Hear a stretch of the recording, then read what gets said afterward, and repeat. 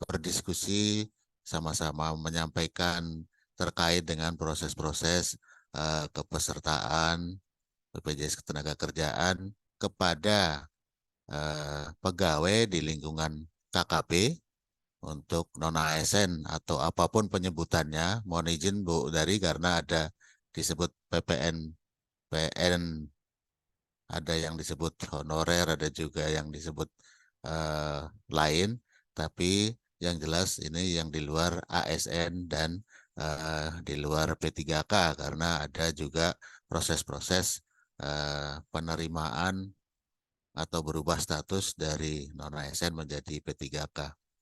Bapak Ibu sekalian yang kami hormati, sesuai dengan amanah yang tertuang dalam instruksi Presiden nomor 2 tahun 2021 tentang optimalisasi penyelenggaraan program jaminan sosial ketenagakerjaan, di situ memberikan amanah kepada salah satunya adalah Kementerian Kelautan dan Perikanan untuk mengambil langkah-langkah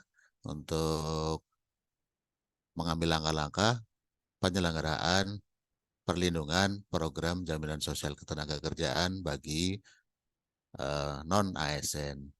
Nah, yang disebut mengambil langkah ini ternyata kalau kita pahami, cermati lebih lanjut, termasuk juga untuk mendaftarkan dan menganggarkan dan memastikan seluruh non-ASN di lingkungan KKP dilindungi jaminan kecelakaan kerja, jaminan kematian yang diselenggarakan oleh BPJS Ketenagakerjaan. Sebagai peraturan turunan atas terbitnya Inpres, ada Peraturan Menteri PAN-RB nomor 6 tahun 2023 yang lebih spesifik mengatur kepesertaan yaitu untuk 2 program kecelakaan kerja dan kematian. Pada kesempatan siang hari ini, izinkan kami dari BPJS Ketenagakerjaan untuk menyampaikan satu terkait dengan mekanisme untuk pembayaran iuran. Yang kedua, tata cara dalam proses pendaftaran, terus terkait dengan manfaatnya nanti seperti apa, dan terakhir, karena Bapak Ibu nanti yang akan memproses pendaftaran, maka dilanjutkan dengan yang namanya mekanisme pembayaran iuran. Perlu kami sampaikan juga bahwa atas terbitnya Peraturan Menteri PAN-RB dari Kementerian Keuangan, dalam hal ini adalah Dirjen Perbendaharaan, sudah juga menerbitkan surat terkait dengan mekanisme pemotongan pembayaran iuran untuk non-ASN di lingkungan kementerian. Pastinya nanti kami bersama tim dari kantor cabang Mampang akan menjelaskan secara detail. Harapannya tentunya apa yang tadi disampaikan oleh Pak Ibu Sundari, ada kurang lebih 6.000, ada data yang diterima, itu bisa dilakukan proses-proses verifikasi validasi, bisa dilakukan proses pendaftaran, dan sampai nanti pembayaran iuran. Mudah-mudahan juga nanti ada penjelasan lebih lanjut terkait dengan manfaat-manfaat, karena Bu Sundari, Bapak Ibu sekalian, tadi diinformasikan kan juga peserta ini ada yang dari Banjarmasin, ada yang dari seluruh Indonesia lah yang jelas, karena nanti terkait dengan yang namanya pengajuan klaim. Harapan kita tentunya kita sehat terus, harapan kita tidak kecelakaan, tetapi pada saatnya mungkin terjadi risiko, maka unit-unit layanan kita yang tersebar di seluruh kabupaten kota ada unit-unit layanan kita, kantor cabang kita, maka itu bisa juga melakukan proses penerimaan klaim maupun pembayaran ke tenaga kerja. Kalau kita sering sebut tenaga kerja, kalau Bu Sundari sering menyebutnya mungkin pegawai ya Bu, nanti kita akan proses juga untuk ahli waris misalkan terjadi risiko-risiko atas jaminan kematian. Saya kira itu Ibu Sundari, harapan kita bersama kita bisa selalu sinergi. Harapan kita bersama, kita akan memberikan perlindungan jaminan kecelakaan kerja dan kematian kepada seluruh non-ASN yang ada di lingkungan Kementerian Kelautan dan Perikanan. Selanjutnya mungkin nanti kami mohon juga tim dari Pak Imam untuk menyampaikan penjelasan lebih lanjut, sosialisasi lebih lanjut, sehingga peserta bisa paham semuanya dalam hal perlindungan JKK, JKM dari BPJS Ketenagakerjaan. Demikian Ibu Sundari, kami sampaikan terima kasih atas waktu dan kesempatannya. Kami mohon maaf kalau ada hal yang kurang berkenan disampaikan. Saya Heri, wabillahi taufiq wal hidayah. Assalamualaikum warahmatullahi wabarakatuh.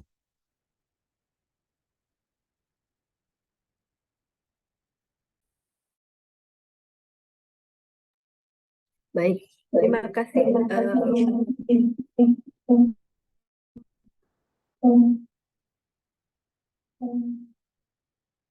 Baik, terima kasih Pak Rudi Susanto, Asisten Deputi Kepesertaan Institusi BPJS Ketenagakerjaan. Tadi sudah menjelaskan beberapa poin dan substansi dari kesertaan ataupun manfaat dari BPJS Ketenagakerjaan tersebut. Sebelumnya ini tadi ada chat dari Jogja, katanya nggak ada suara. Apakah sudah ada suaranya? Dari Jogja? Belum ya? Bapak Ibu, apakah dari UPT-UPT di daerah lain dari Jogja bisa kedengaran mendengar suara kami? Oh ya, sudah ada. Baik. Ya, Baik. dari Jogja kedengaran. Terima kasih Bapak Ibu. Untuk efektifnya sosialisasi ini, mungkin tadi dari Pak Imam akan menyampaikan terkait dengan sosialisasi ini dan akan disampaikan oleh Ibu Diah, Kepala Bidang Kepesertaan Cabang Jakarta Mampang. Untuk itu, waktu dan tempat kami aturkan terkait dengan sosialisasi pada pagi hari ini. Silahkan, Ibu.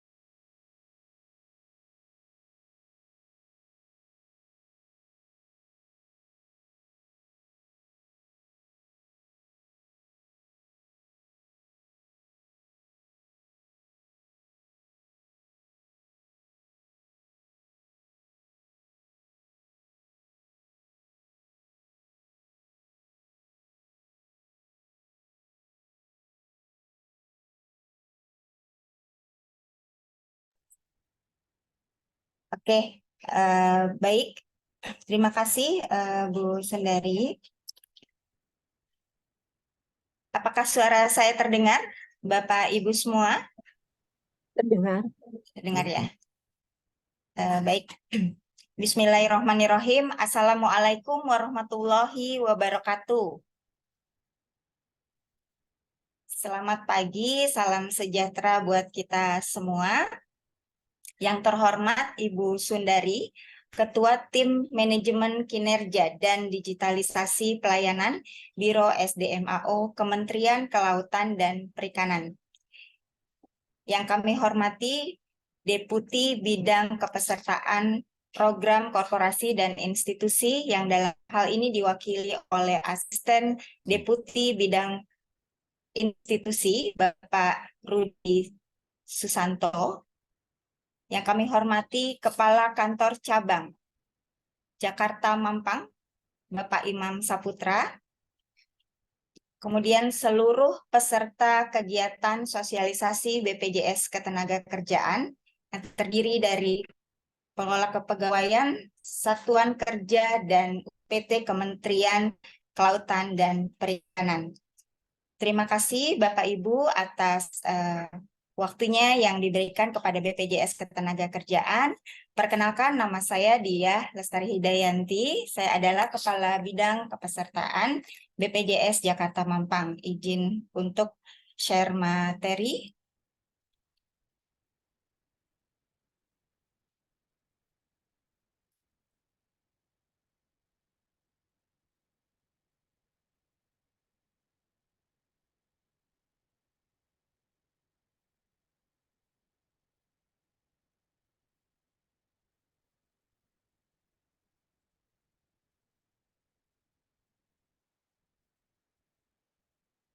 Ya, baik Bapak Ibu, sebelum kita masuk ke program BPJS Ketenagakerjaan, mari kita simak sebentar kisah nyata dari Timur. Kita simak dulu ya Bapak Ibu.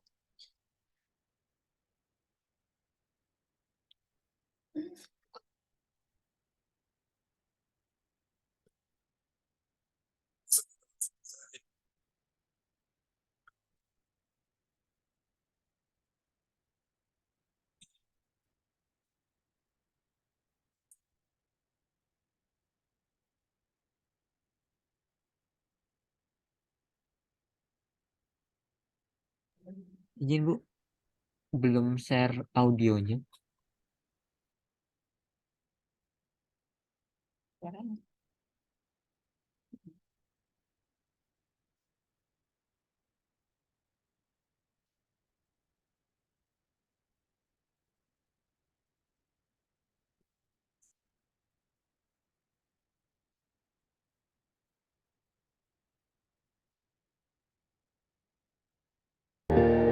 Stella, Izin diulang Bapak Ibu, maaf.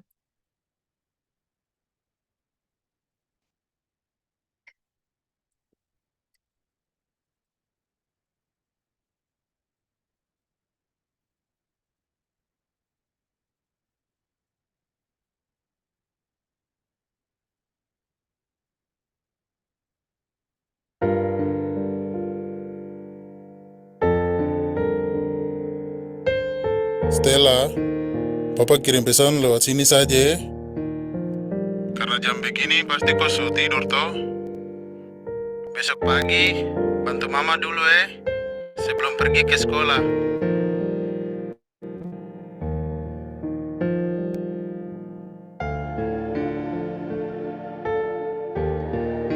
Stella, besok pulang sekolah papa jemput kau lalu kita makan bakso.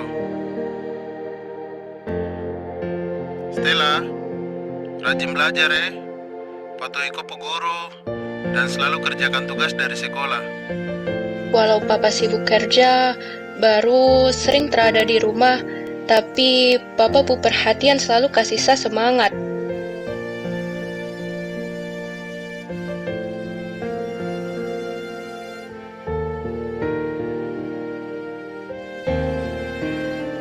Sekarang Papa benar-benar sutrada. Cuma Papa pu pesan suara ini yang selalu temani saya. Papa akan dampingi kau sampai meraih kau cita-cita jadi dokter. Tapi Papa sutrada. Apa saya masih bisa sekolah sampai saya kuliah kedokteran kah? Ternyata Papa tidak pernah berhenti dampingi saya. Saya terima beasiswa ini untuk sekolah sampai saya selesai kuliah. Karena Papa sudah terdaftar di BP Jam Sostek.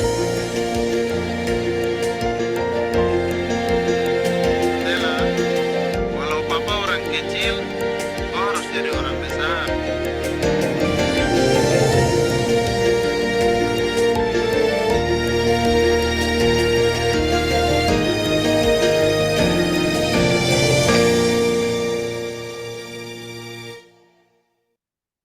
Ya, Bapak Ibu, itu Stella tadi, kisah Stella adalah salah satu anak penerima beasiswa karena ayahnya meninggal dunia karena kecelakaan kerja. Itu memberikan gambaran kepada kita semua bahwa risiko kerja bisa terjadi kapanpun dan dimanapun. Ya, izin saya share untuk manfaat program jaminan sosial ketenagakerjaan bagi non-ASN di lingkungan Kementerian Kelautan dan Perikanan.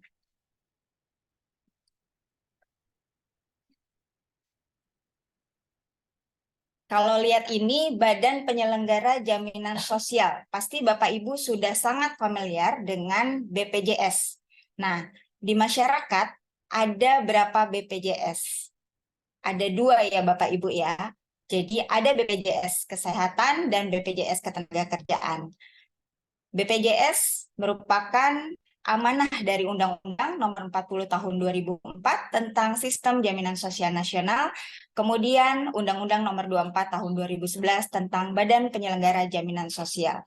Di masyarakat terjadi kebingungan BPJS Kesehatan atau BPJS Ketenagakerjaan. Jadi itu BPJS berbeda. Yang pertama adalah BPJS Kesehatan, Bapak Ibu juga pasti sudah punya semua. BPJS Kesehatan ini tugasnya adalah memberikan perlindungan kesehatan secara mendasar kepada seluruh rakyat Indonesia. Programnya adalah Program Kesehatan Nasional atau JKN. Pesertanya seluruh masyarakat Indonesia. Mulai beroperasinya sejak 1 Januari 2014. Kemudian yang kedua adalah BPJS Ketenagakerjaan. Tugasnya adalah memberikan perlindungan jaminan sosial kepada seluruh tenaga kerja di Indonesia dari risiko sosial ekonomi tertentu. Program BPJS Ketenagakerjaan ada 5, yaitu jaminan kecelakaan kerja, jaminan hari tua, jaminan kematian, jaminan pensiun, dan jaminan kehilangan pekerjaan. Peserta program kita, ya, spesifik untuk pekerja, baik itu pekerja penerima upah atau formal, pekerja bukan penerima upah atau informal, dan pekerja jasa instruksi.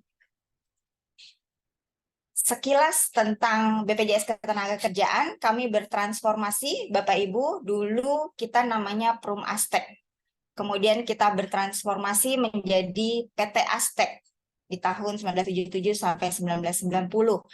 Kemudian bertransformasi lagi menjadi Jam Sostek. Jadi sering banget didengar PT Jam Sostek. Nah, itu kita di tahun 1995 sampai 2014. Dan akhirnya BPJS Ketenagakerjaan dengan amanah undang-undang tadi 24 tahun 2011, kita hadir BPJS Ketenagakerjaan sampai sekarang. Di awal kita mempunyai 4 program, yaitu jaminan kecelakaan kerja, jaminan kematian, jaminan hari tua, dan jaminan pensiun. Kemudian dengan adanya Undang-Undang Cipta Kerja dan PP 37 untuk penyelenggaraan program jaminan kehilangan pekerjaan, kini BPJS Ketenagakerjaan mempunyai 5 program BP Jam Sostek. Ditambah tadi ya, jaminan kehilangan pekerjaan. Ya, ini filosofi jaminan sosial ketenagakerjaan. Jadi, program Jam Sostek meningkatkan derajat hidup kesejahteraan dan mencegah kemiskinan baru. Kenapa dibilang kemiskinan baru, Bapak Ibu? Jadi, ada resiko kematian. Jadi, di situ mencegah kemiskinan akibat resiko kematian. Karena kecelakaan kerja ataupun kematian bisa terjadi kapanpun di saat kita bekerja. Kemudian, orang pasti seiring waktu akan tua. Jadi keberlangsungan penghasilan akibat resiko hari tua. Kemudian keberlangsungan penghasilan akibat resiko kecelakaan kerja dan keberlangsungan penghasilan akibat resiko pensiun. Negara hadir melalui Sistem Jaminan Sosial Nasional dengan 3 ajas SJSN, yaitu kemanusiaan, manfaat, dan keadilan. Kemudian dengan 9 prinsip SJSN, yaitu kegotong royongan, nirlaba, keterbukaan, kehati-hatian, akuntabilitas, portabilitas, kepesertaan bersifat wajib, dana amanat, dan hasil pengelolaan dana digunakan seluruhnya untuk kepentingan peserta. Saat ini, Bapak Ibu, coverage kepesertaan dan pelayanan BPJS Ketenagakerjaan secara nasional kita sudah mencapai 56% dari seluruh tenaga kerja di Indonesia. Jumlah pesertanya 55,46 juta. Dari data BPS, jumlah tenaga kerja 99 juta. Jadi kita masih punya gap peserta 43,45 juta orang belum terlindungi BPJS Ketenagakerjaan. Nah, peserta ini lebih dari 30 juta orang adalah tenaga kerja yang bekerja di desa. Kemudian kami, BPJS Ketenagakerjaan, telah mempunyai 325 kantor cabang layanan, kemudian pusat layanan kecelakaan kerja 6.238, dan service point office bekerja sama dengan perbankan sebanyak 1.240. Alhamdulillah Bapak Ibu, tahun 2022 BPJS Ketenagakerjaan telah membayar total santunan sebesar 49 triliun atas 3,9 juta kasus. Kemudian manfaat beasiswa yang telah disalurkan sebesar 266 miliar kepada 81.131 anak penerima beasiswa. Contohnya tadi di video Stella tadi.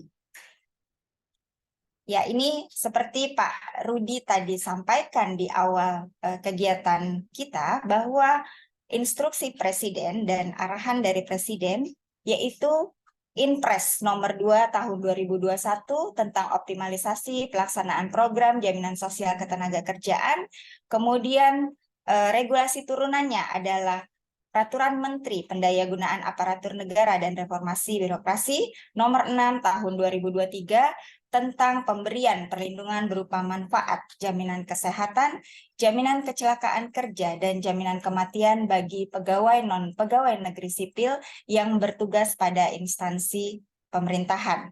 Nah, untuk itu, program perlindungan jaminan sosial ketenagakerjaan bagi pegawai non-pegawai negeri sipil merupakan hak bagi pekerja dan harus segera dilaksanakan guna kepastian perlindungannya.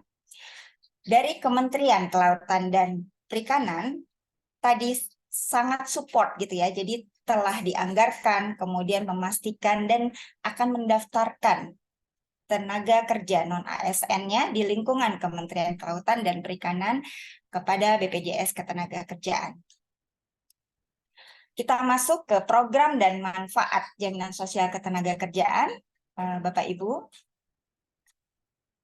Program pertama adalah jaminan kecelakaan kerja. Apa sih jaminan kecelakaan kerja itu? Yaitu perlindungan atas risiko kerja mulai dari tenaga kerja berangkat, kemudian di perjalanan menuju tempat kerja, dan pulang, ataupun perjalanan dinas. Ini semua dilindungi oleh BPJS Ketenagakerjaan untuk risiko kecelakaan kerjanya. Manfaatnya apa saja, Bapak Ibu? Nah, ada perawatan tanpa biaya sesuai kebutuhan medis tenaga kerja yang mengalami risiko kecelakaan kerja. Kemudian apabila masih dalam pengobatan, kemudian belum mampu bekerja, maka mendapatkan santunan sementara tidak mampu bekerja sebesar 100% upah untuk 12 bulan pertama dan 50% upah bulan berikutnya sampai sembuh. Kemudian manfaat yang didapat lainnya adalah santunan meninggal, yaitu maksimal 48 kali upah. Kemudian ada santunan berkala 12 juta dan biaya pemakamannya 10 juta. Manfaat lain yang didapat adalah apabila dari risiko kecelakaan kerja, tenaga kerja mengalami cacat. Jadi maksimal santunan 26 kali upah. Kemudian bagaimana dengan anak-anaknya? Nah, tadi seperti video Stella, manfaat beasiswa yang bisa didapat oleh tenaga kerja atau ahli waris tenaga kerja ya, yaitu maksimal 174 juta untuk 2 orang anak.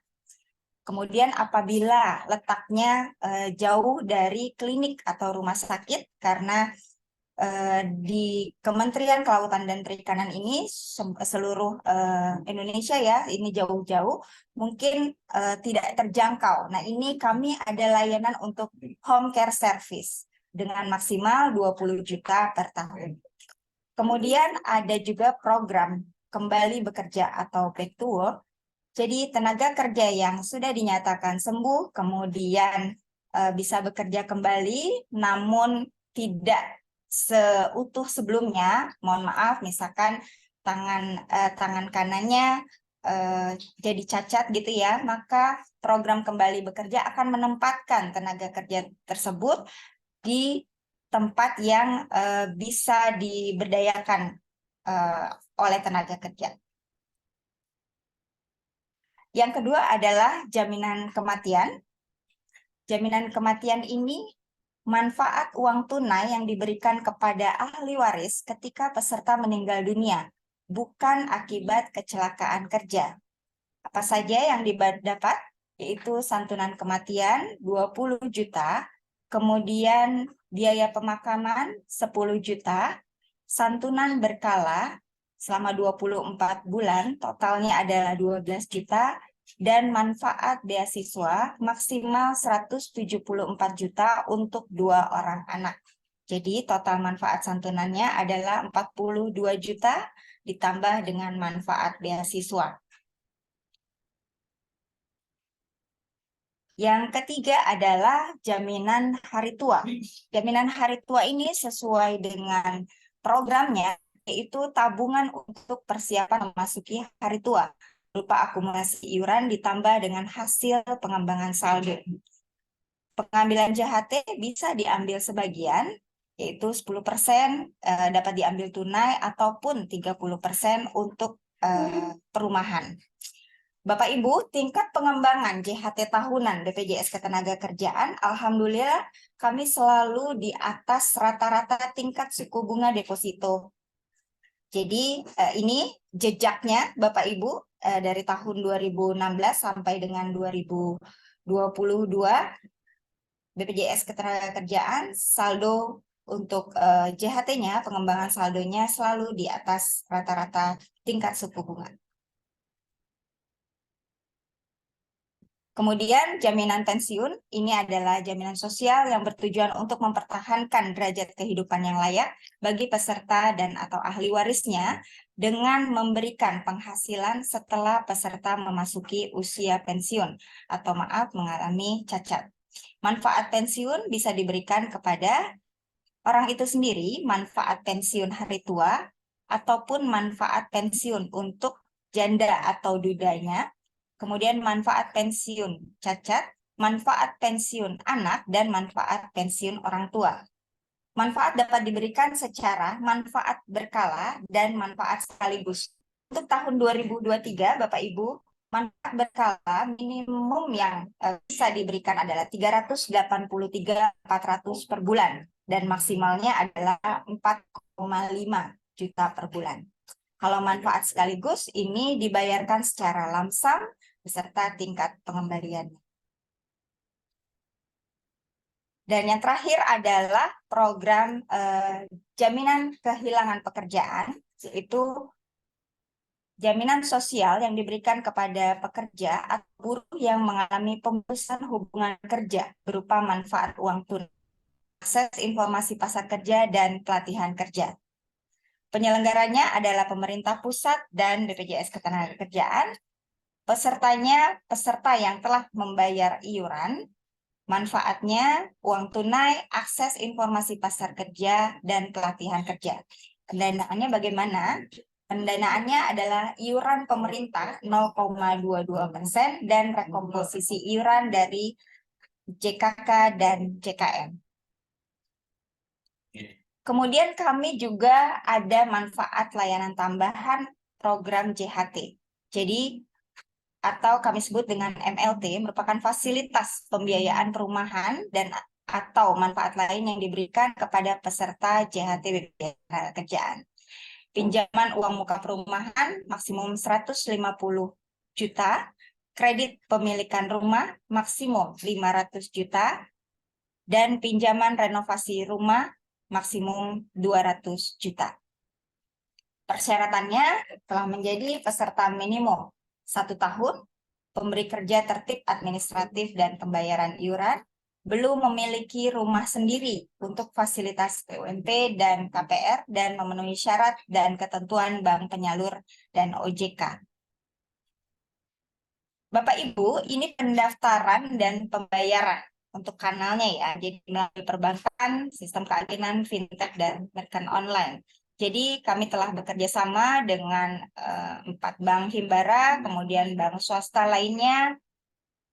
Kanal pendaftaran milik BPJS Ketenagakerjaan ini bisa pendaftaran online mandiri, kemudian bisa juga melalui website, pendaftaran PU melalui OSS, dan pendaftaran PU kecil mikro melalui SIPP Live, dan kantor cabang di seluruh Indonesia. Ini simulasi untuk iurannya, Bapak Ibu. Jadi, untuk 4 program, jaminan kecelakaan kerja, jaminan kematian, jaminan hari tua, dan jaminan pensiun, persentase iuran dikali upah. Dan menjadi tanggungan siapa nih? Tanggungannya perusahaan atau tanggungan tenaga kerja. Jadi kalau untuk rate-nya, untuk kecelakaan kerja ada di range 0,24 sampai dengan 1,74%. Dan ini ditanggung oleh perusahaan. Kemudian jaminan kematian juga ditanggung oleh perusahaan atau pemberi kerja. Jaminan hari tua dan jaminan pensiun ini ditanggung pemberi kerja ada, dan ditanggung tenaga kerjanya juga ada. Kita misalkan gaji atau upahnya per bulan adalah 4 juta rupiah.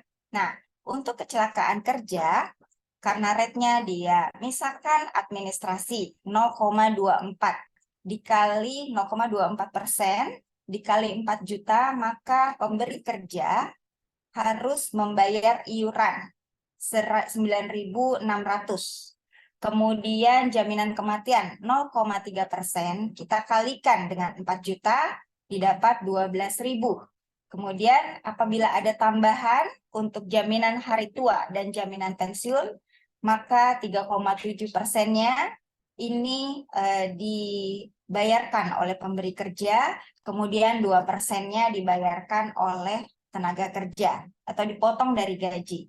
Kemudian jaminan pensiun 2% dibayarkan oleh pemberi kerja, dan 1% dipotong dari gaji, ditanggung oleh tenaga kerja. Jadi iurannya adalah 6%, sekitar 6%. Ditanggung oleh pemberi kerja, dan 3% ditanggung oleh tenaga kerja. Kalau melihat dari amanah Permenpan RB, untuk non-ASN di lingkungan kementerian lembaga diwajibkan 2 program, yaitu program kecelakaan kerja dan program kematian. Jadi total iuran 2 program hanya 21.600 per bulannya. Kemudian kalau nambah jaminan hari tua menjadi 249.600. Kemudian untuk 4 program 369.600. Ini untuk simulasi iurannya. Adalah contoh dari kasus kecelakaan kerja. Kemarin Direktur Kepesertaan memberikan santunan CKK, JHT, dan beasiswa kepada anak tenaga kerja ini. Sampai terharu orang tuanya. Kemudian ini juga contoh pemberian manfaat ketenagakerjaan, khusus kecelakaan kerja juga, Bapak Ibu. Dan ini ada mahasiswa magang, dia mengajarkan memiliki resiko kecelakaan kerja. Nah, ini juga kita, karena sudah didaftarkan, dia berhak mendapatkan jaminan kecelakaan kerja. Bapak Ibu, selain dari program-program BPJS Ketenagakerjaan, kita juga membantu untuk mensejahterakan pekerja di sekitar lingkungan kita. Jadi Bapak Ibu semua mungkin dibayarkan oleh pemberi kerja.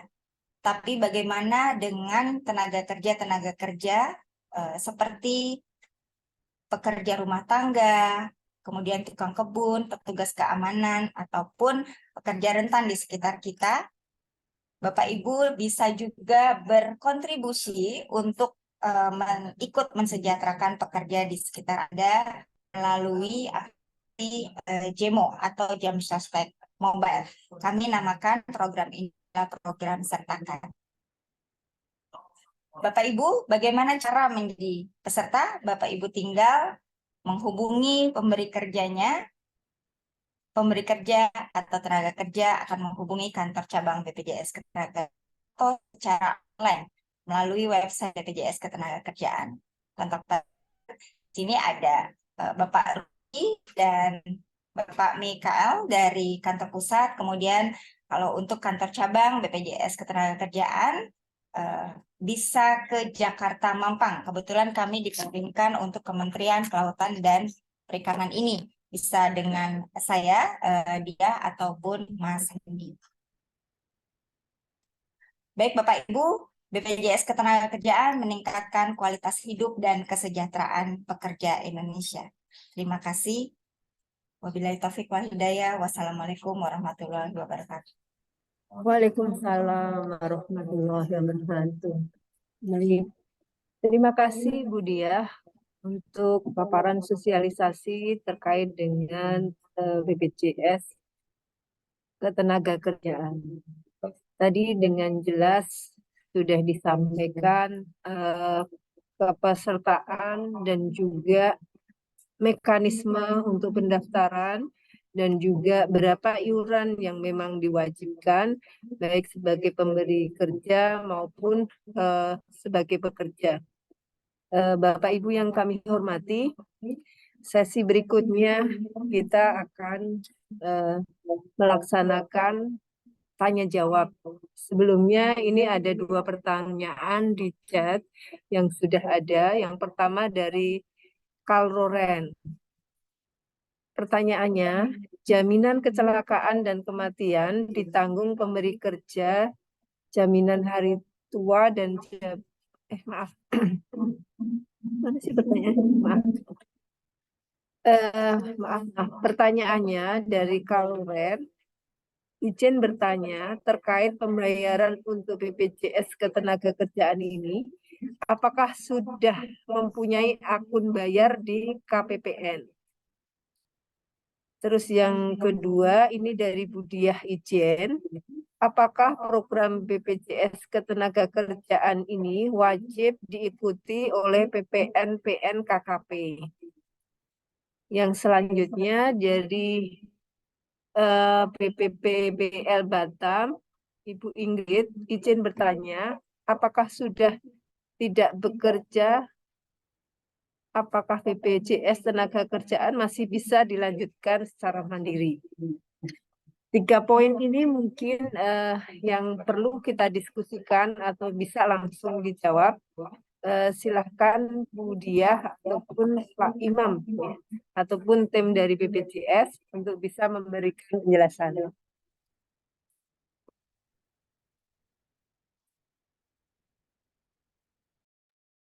Ya, baik. Terima kasih Bu Sundari. Mungkin nanti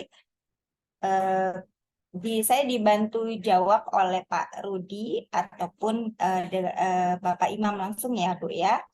Untuk yang pertanyaan pertama, pembayaran untuk BPJS Ketenagakerjaan ini apakah sudah mempunyai akun bayar di KPPN? Kalau waktu kami berkoordinasi dengan Bu Sundari sudah ada ya Bu ya, dianggarkan gitu ya Bu ya. Mungkin bisa Bu Sundari bantu juga nih Bu untuk yang lain.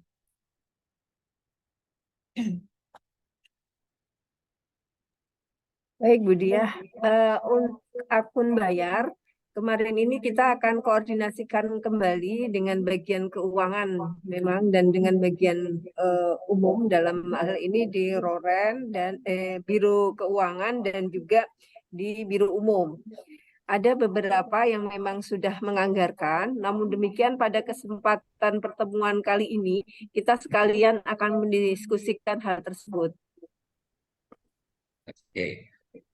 Baik Bu Sundari, saya coba untuk menjawab beberapa pertanyaan yang diberikan oleh Bapak Ibu sekalian yang ada di room Zoom ini.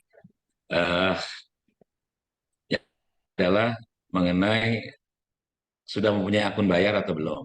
Nah ini nanti akun bayar ini sedang berproses ya Bu ya untuk di mana untuk pembayaran di KPPN. Ini besok insya Allah akan dilakukan sosialisasi ya kepada seluruh kementerian mengenai cara bayar dan akun bayar tersebut. Nanti kita akan infokan kemudian mengenai masalah ini. Yang kedua adalah apakah program BPJS Ketenagakerjaan ini wajib? Ya Bu Sundari ya, wajib ya, diikuti oleh PPN PNKKP.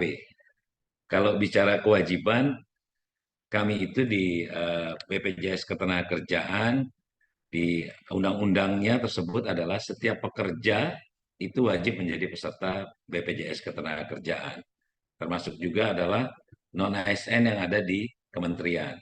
Nah, salah satunya dipertegas lagi dalam Inpres nomor 2 tadi disampaikan oleh Pak Rudi dan Bu Dia bahwa KKP ya, KKP itu juga ikut mendorong bagaimana seluruh pekerja yang ada di non-ASN yang ada di KKP itu untuk bisa didaftarkan dan dilindungi dalam program ini. Ini kita bicaranya bukan masalah kewajiban atau tidak kewajiban sebenarnya.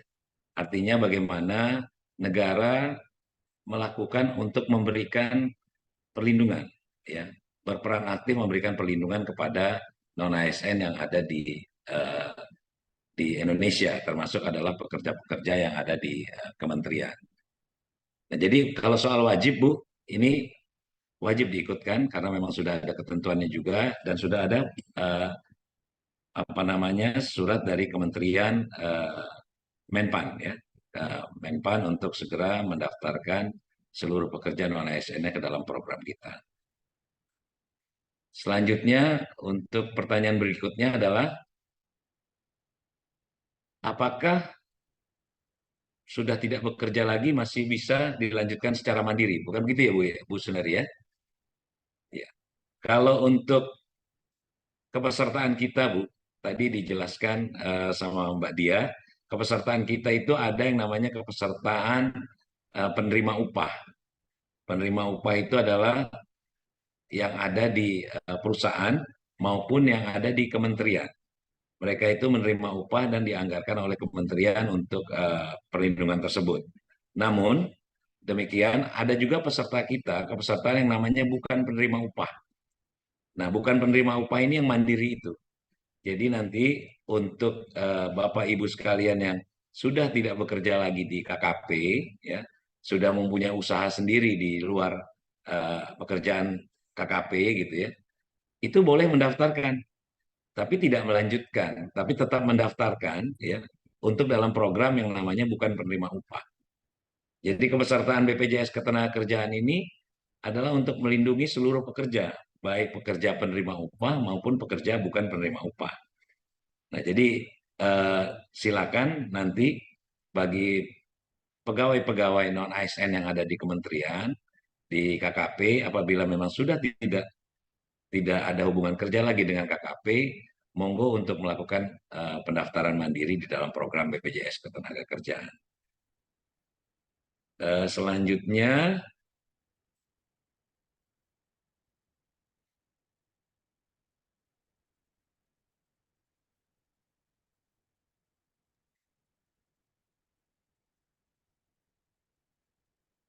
Baik, Bapak Iman. Ya. Tadi ada 3 pertanyaan ya yang sudah dijelaskan oleh Bu Diah maupun diperjelas dengan Pak Imam terkait dengan substansi dari Bu Diah dan juga dari Loren. 3 pertanyaan tersebut sudah terjawab dan Bu Eka. Nah, Bapak Ibu yang kami hormati, selanjutnya ini juga masih ada pertanyaan di chat terkait dengan yang pertama dari Ibu Eka. Dijelaskan bahwa pemerintah hanya menanggung BPJS kecelakaan. Pertanyaannya, apakah jaminan hari tua dan pensiun tetap ditanggung oleh pemerintah atau dibayar oleh pekerja atau terima upah? Tadi ini sepertinya Bu Diah sudah menjelaskan, namun mungkin bisa diulang kembali. Mungkin Bu Eka baru gabung. Dan selanjutnya dari Pak Wahid, ini bertanya, pertama, batas waktu perlindungan dalam Permen 6 tahun 2023 berlaku sampai dengan 28 November 2023. Bagaimana selanjutnya? Itu yang pertama. Yang kedua, yang dimaksud kondisi cacat dan batasannya seperti apa agar jelas bagi peserta. Yang ketiga, izin bertanya Bu Sundari, apakah program ini akan dikoordinir oleh Biro SDM AO atau masing-masing unit kerja? Sebelum ke Pak Imam atau Bu Diah, mungkin Pak Wahid dari pertanyaan yang poin 3, bahwasanya dipertanyakan di sini ini nanti akan dikoordinir oleh Biro SDM AO atau masing-masing. Nanti setelah sosialisasi ini, kami akan menindaklanjuti terkait dengan beberapa poin. Yang pertama tadi terkait dengan akun untuk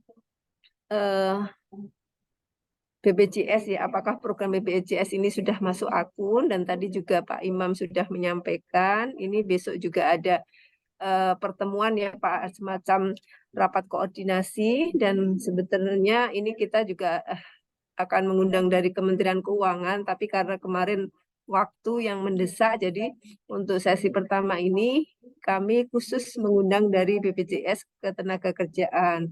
Nah, untuk mekanismenya nanti kita akan sepakati apakah perlu kami koordinasi jadi satu ataupun masing-masing. Dan nanti hasil diskusi kita sepakati, kita laporkan ke pimpinan karena ini ada di seluruh UPT maupun di pusat.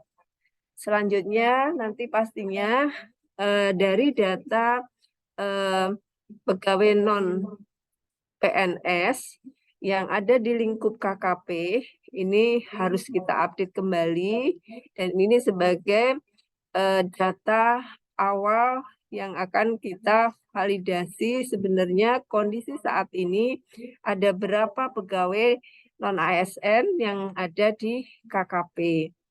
Nah, mungkin ini poin yang bisa kami jelaskan untuk pertanyaan Pak Wahid. Namun secara teknis pertanyaan yang lain silahkan dari Bapak Imam ataupun Bu Diah. Terima kasih.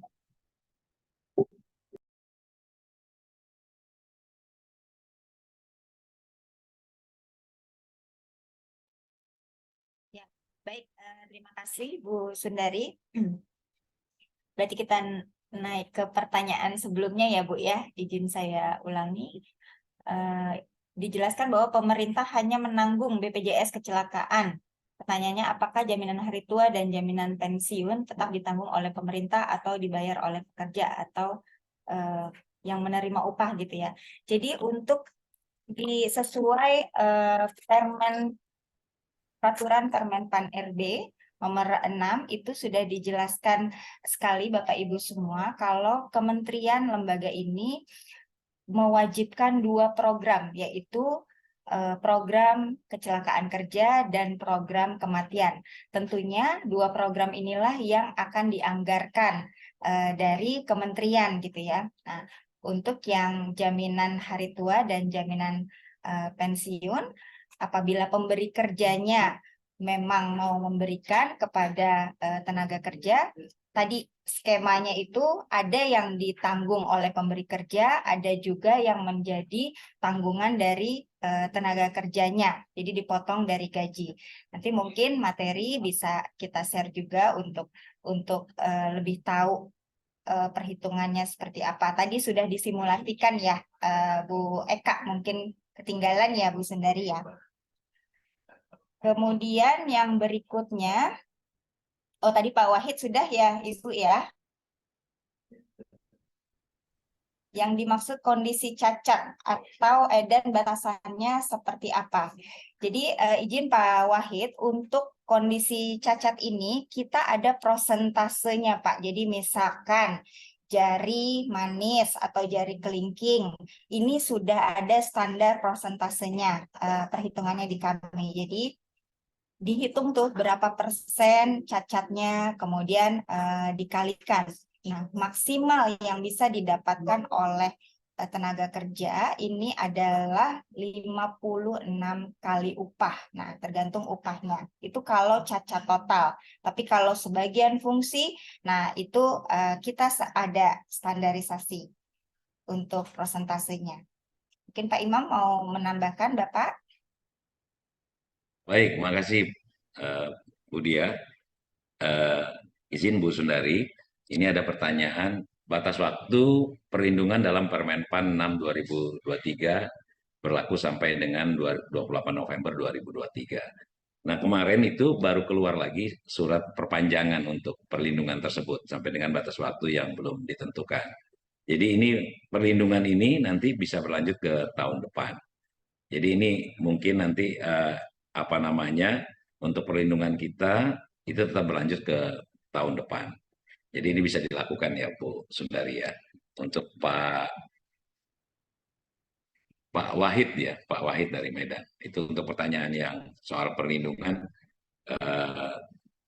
apa namanya batas waktu perlindungan dari Permenpan. Baik, yang selanjutnya adalah status kepesertaan pekerja di KKP yang sudah menjadi peserta BPJS Kesehatan. Tadi disampaikan oleh Bu Dia, yaitu bagaimana kepesertaan kita di dalam BPJS Ketenagakerjaan sangat berbeda sekali dengan BPJS Kesehatan. Jadi ada dua badan yang yang lahir dari Undang-Undang Nomor 24 tahun 2011, di mana yang satu adalah badan yang mengelola soal kesehatan, yaitu BPJS Kesehatan. Mungkin Bapak Ibu sekalian ini sudah terdaftar semua. Kemarin terinfo dari Bu Sundari untuk kesehatan sudah diikutsertakan semua. Namun di dalam amanah Permenpan tersebut ada perlindungan yang diberikan kepada jaminan kecelakaan kerja dan jaminan kematian. Nah, ini jaminan kecelakaan kerja dan jaminan kematian ini dimiliki oleh BPJS Ketenagakerjaan. Jadi keikutsertaannya kedua-dua itu adalah suatu hal yang wajib untuk diikuti oleh Bapak Ibu sekalian di non-ASN KKP. Jadi ini dua kepesertaan yang berbeda dan harus berjalan terus nih Bu. Sama-sama ini. Bapak Pak Akmal Aziz. Jadi dua-duanya harus berjalan. Jadi BPJS Kesehatan terus perlindungannya untuk kesehatan, di mana perlindungan ini adalah diberikan kepada orang-orang yang mengalami sakit, gitu ya. Mengalami sakit karena bukan disebabkan oleh kecelakaan kerja. Kalau untuk kecelakaan kerja dan kematian yang diberikan oleh BPJS Ketenagakerjaan, ini yang betul-betul adalah untuk orang yang mengalami kecelakaan kerja untuk perlindungannya. Berobatnya juga karena disebabkan oleh kecelakaan kerja. Nah, dan juga ada unsur untuk jaminan kematian yang akan diberikan. Jadi dua-dua ini harus diikuti oleh teman-teman dari non-ASN Kementerian Kelautan dan Perikanan. Mungkin itu Bu Sundari, monggo Bu. Baik, terima kasih Pak Imam dan Bu Dia untuk penjelasannya. Nah, tadi terkait dengan poin terakhir ya Pak, memang tadi dijelaskan ada BPJS Kesehatan dan BPJS Ketenagakerjaan. Kalau di kami memang seperti yang disampaikan Pak Imam tadi di KKP untuk BPJS Kesehatan ini bagi seluruh ASN di sini di lingkup KKP memang sudah terdaftar. Sedangkan BPJS Ketenagakerjaan ini kemarin sesuai arahan Pak Karo bahwasanya untuk mendorong memberikan perlindungan kepada seluruh pegawai khususnya pegawai non ASN. Jadi dengan adanya BPJS Ketenagakerjaan ini nanti mudah-mudahan ini bisa memberikan perhatian atau bentuk dari perhatian KKP. Nah, Mungkin yang membedakan terkait dengan BPJS Ketenagakerjaan dengan BPJS Kesehatan yang sekarang diimplementasikan di KKP. Baik, Bapak, kami bisa melanjutkan pertanyaan ke berikutnya. Yang pertama ini dari Pak Asis tadi sudah ya Pak, sebentar. Pak Asis tadi sudah terjawab oleh Pak Imam sebenarnya dengan bagaimana dengan status kepesertaan pekerja di KKP yang sudah menjadi peserta BPJS Kesehatan. Oh, berhenti ya.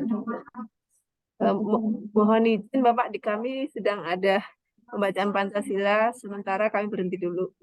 Baik, Bu. Baik.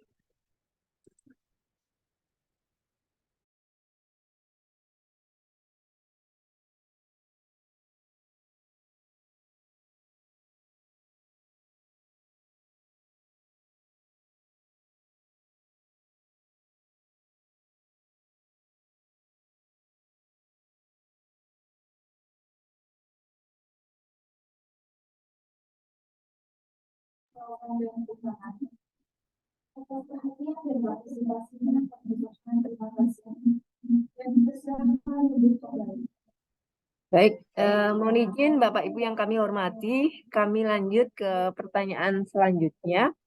Mungkin kalau Pak Rudi ini minta Pak Jainal ini minta di share paparan, ini sudah ada di chat.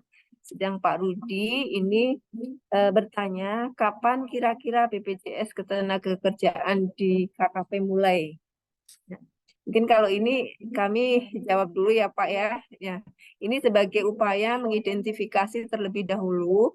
Setelah nanti teridentifikasi mana yang sudah masuk, mana yang belum, kami akan menindaklanjuti dengan melaporkan ke pimpinan yang selanjutnya nanti secara intens kita akan berkoordinasi dengan BPJS Ketenagakerjaan dalam hal ini di timnya Pak Imam. Selanjutnya dari Bu Indri, kalau sudah punya BPJS Ketenagakerjaan Mandiri, apakah harus ikut lagi dan bagaimana pembayarannya? Itu yang pertama. Yang kedua dari Pak Rusmin, apakah masa waktu sebagai peserta BPJS Ketenagakerjaan berpengaruh terhadap jumlah polis yang diterima apabila ada klaim baik untuk kecelakaan kerja maupun kematian. Yang ketiga dari Bu Sri, ini bertanya, saya sudah terdaftar secara mandiri. Yang terdaftar adalah JKK dan JKM. Jika berikutnya akan didaftarkan oleh pihak pemberi kerja, apakah akan tercover kelima jaminan tadi?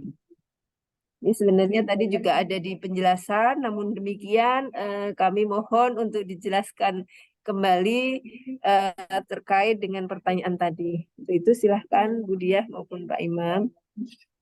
Baik, Bu Sundari, saya coba untuk menjawab. Kalau yang tadi izin kapan kira-kira BPJS sudah terjawab ya Bu ya. Ini kami serahkan sepenuhnya kepada KKP gitu ya. Untuk pendaftarannya kapan akan dimulai. Artinya saya ingin menyampaikan saja bahwa secepatnya lebih baik karena memang tingkat risiko yang akan kita dapatkan juga cukup tinggi. Jadi kalau memang penganggarannya sudah clear untuk dilakukan pendaftaran untuk segera didaftarkan ke dalam program kita. Nah, kalau sudah punya, ini pertanyaannya dari Ibu Indri, kalau sudah punya BPJS Ketenagakerjaan Mandiri, apakah harus ikut lagi dan bagaimana pembayarannya? Jadi kepesertaan kita itu, nah Ibu Indri ini kayaknya punya usaha sendiri nih. Ya. Ketika dia daftar ini dalam program kita, tentu kan ketika kita mendaftar, kita cantumkan tuh pekerjaan kita apa gitu ya. Pekerjaan kita apa. Jadi kalau memang Bu Indri punya kepesertaan untuk pekerjaan selain di KKP, Ibu Indri, ketika KKP nanti menganggarkan, ya silakan didaftarkan untuk KKP menganggarkan, karena memang itu sudah dianggarkan oleh kementerian. Jadi kepesertaannya, kalau seandainya Bu Indri ini mendaftarkan dalam ruang lingkup pekerjaan yang lain, tentu ini sangat baik. Jadi ketika Bu Indri bekerja di luar ruang lingkup KKP, Ibu tetap terlindungi di dalam program BPJS Ketenagakerjaan. Itu ya untuk Bu Indri ya. Jadi pembayarannya, kalau untuk pembayarannya tetap dilakukan kalau memang nanti di KKP terdaftar, itu akan dilakukan oleh KKP secara apa namanya kolektif gitu ya. KKP akan melakukan pembayaran iuran untuk non ASN yang ada di satker yang ada di KKP gitu ya. Nah, untuk selanjutnya, apakah masa waktu sebagai peserta BPJS Ketenagakerjaan berpengaruh terhadap jumlah polis yang diterima apabila ada klaim? Ya, kalau klaim kita tetap ya. Hari ini mendaftar, contoh ya, hari ini mendaftar, walaupun baru mengiur 1 bulan gitu ya. Walaupun baru mengiur 1 bulan, hari ini terdaftar dan dibayarkan oleh KKP, ya sore atau detik berikutnya setelah terdaftar, setelah dilakukan pembayaran, terjadi kecelakaan, maka haknya tidak, karena dia baru terus haknya kecil gitu, enggak, sama. Haknya sama dengan apa yang orang yang sudah lama daftar juga haknya sama. Jadi tidak diukur berapa lama dia jadi peserta. Baik sedikit, baru berapa detik pun gitu ya, baru berapa menit pun, dengan berapa tahun dia menjadi peserta, besarannya adalah sama. Ini khusus untuk jaminan kecelakaan kerja dan jaminan kematian. Namun demikian, kalau untuk yang tadi ada kepesertaan jaminan hari tua dan jaminan pensiun, tentu ini dihitung dari berapa lama dia mengiur, dari berapa lama dia menjadi peserta, maka besarannya juga akan berbeda. Jadi kalau untuk klaim yang jaminan kecelakaan kerja dan jaminan kematian, berapa lama atau berapa cepatkah dia terdaftar, itu tidak mempengaruhi besarannya berapa. Itu ya, untuk Pak Rusmin ya. Jadi untuk Pak Rusmin, kalau untuk selanjutnya,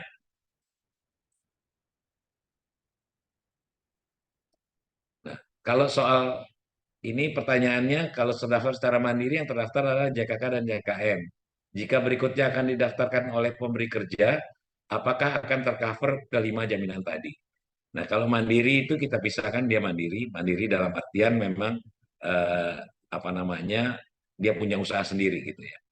Nah, ini persoalannya adalah apakah tercover ke 5 jaminan tadi. Nah, kalau untuk perlindungan yang diberikan oleh KKP nanti, ini tergantung KKP. Tadi saya menarik apa yang disampaikan oleh Bu Sundari, bahwa ini adalah penyemangat gitu ya.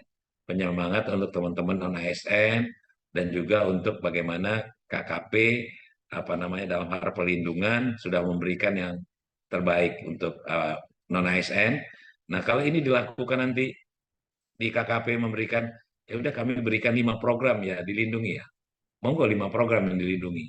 Cuma arahan dari Kemenpan bahwa kewajibannya adalah untuk 2 program. Nanti kalau ada tambahan, beberapa kementerian memberikan program sampai 4 sampai 5 program gitu. Ada 3 sampai 4 program yang bisa dilindungi.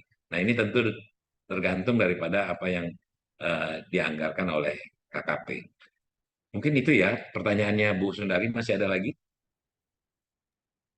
Baik Izin. Bapak, kami Oh, iya. lanjutkan. Ini masih ada pertanyaan ya Pak. Namun sebelumnya untuk absensi tadi ada yang chat, saya belum punya NIP. Jadi mungkin untuk yang absen, yang Bapak Ibu yang non ASN, mungkin untuk NIP-nya bisa dikosongkan aja. Silahkan untuk lanjut di absen. Demikian. Bapak Ibu, kami lanjut kembali karena masih ada pertanyaan. Ini dari Ibu Nur. Saya berstatus PPNPN atau ini non ASN ya, dan pernah punya BPJS Ketenagakerjaan tahun 2012. Pertanyaannya, apakah masih bisa dilanjutkan atau mendaftar baru? Itu yang pertama. Yang kedua dari Satwas SDKP Tanjung Jabung Barat. Terkait status kami sebagai PPNPN masih menunggu info dari Kementerian PAN dan RB hingga November. Apakah pembuatan BPJS Ketenagakerjaan menunggu keputusan dari Kementerian PAN RB terkait status kami sebagai PPNPN? Yang ketiga, dari SKIPM Palembang. Bagaimana caranya agar BPJS mengcover semua antara BPJS Kesehatan dan BPJS Tenaga Kerja? Selanjutnya dari Pak Agus, izin saya kemarin sudah mendaftar secara mandiri tapi belum melakukan pembayaran. Apakah nama saya sudah terdapat atau belum? Mohon dijelaskan. Ini sebenarnya ada beberapa substansi yang mirip terkait dengan statusnya memang sudah mendaftar tapi belum melakukan pembayaran, dan ada yang di tahun 2012 sudah pernah mendaftar sebagai BPJS Ketenagakerjaan. Untuk itu silahkan Bapak Imam dan Bu Diah bisa menjelaskan kembali. Mungkin ini juga agak mirip-mirip dari pertanyaan sebelumnya. Baik, Bu. Makasih Bu Sundari. Saya coba jawab untuk yang Pak Nur Alim ya, PPKIL ya. Pak Nur Alim ini sudah menjadi peserta BPJS Ketenagakerjaan dari tahun 2012. Apakah masih bisa dilanjutkan? Nah, ini kepesertaan tadi yang digambarkan oleh kita dari awal, ada kepesertaan BPU atau kepesertaan PU ya. Penerima upah atau bukan penerima upah. Jadi dua program ini di suatu hal yang berbeda gitu ya. Ketika dia memang BPU, dia nggak bisa melanjutkan ke PU gitu ya. Nggak bisa melanjutkan, artinya akunnya nggak bisa dilanjutkan. Namun kepesertaan, monggo silakan mendaftarkan di dalam program BPJS Ketenagakerjaan. Nah, jadi kalau dia tahun 2012, kami perlu cek dulu nih, dia kepesertaannya di apa, di PU atau BPU, apakah masih aktif membayar atau tidak masih aktif membayar. Jadi yang namanya peserta kita itu, kalau dia PU, dia aktif membayar, kita bisa lanjutkan, walaupun dia sudah tidak aktif juga kalau PU, kita bisa lanjutkan nomor account-nya. Account-nya itu kita lanjutkan untuk di program berikutnya, ketika mereka sudah mendaftar kembali bekerja. Nah, ini ya untuk Pak Nur Alim. Dan untuk Satwas SDKP ya, Tanjung Jabung Barat. Status kami sebagai PPN masih menunggu info dari pembuatan menunggu. Nah, ini nanti perlu kita diskusikan dengan KKP ya, dengan Bu Sundari ya, untuk yang kepesertaan yang beralih. Kami sedang melakukan verbal juga.